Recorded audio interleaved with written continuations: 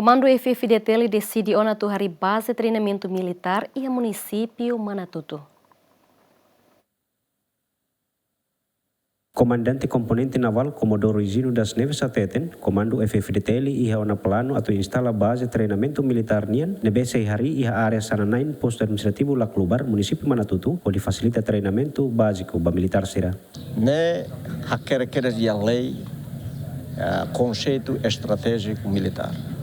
Define ona bases componentes nian e a lei no mos define futuro campo militar. Nemeka e Manatuto define ona idane general Sefi fona instrução ba Força Apoio Geral, Comando Força Apoio Geral, se halo estrada ulo, depois halo construção kikuan, para depois e tem treino básico mas se muda baneba.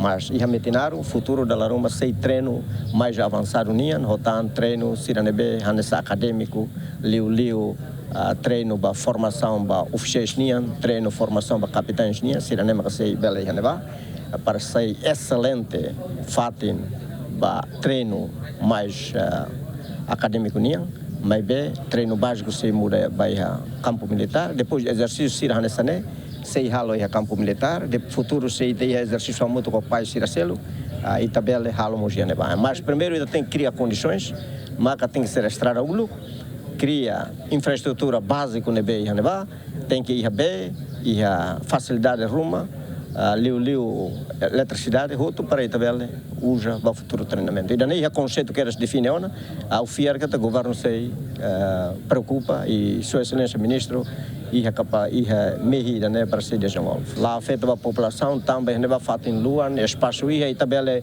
tiro morteiro canhamos já neva espaço bele ia kilat bot kilat que todo bele tiro já neva. Também hareona que fatin mais estratégico para o futuro desenvolvimento das Forças Armadas Timor-Leste. Antes treinamento combinação de arma nebe halau husi membro sira composto husi componente naval terrestre no aéreo utiliza fatin naval hera no metinaru onde halau sira treinamento básico. João Carlos Ziemen.